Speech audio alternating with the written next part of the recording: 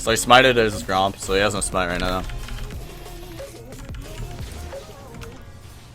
Just gonna wait for the blue to get super low, that way he takes as much damage as possible.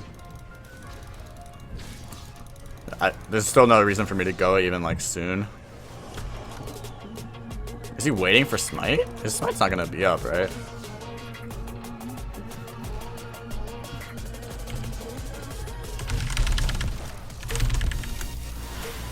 So funny.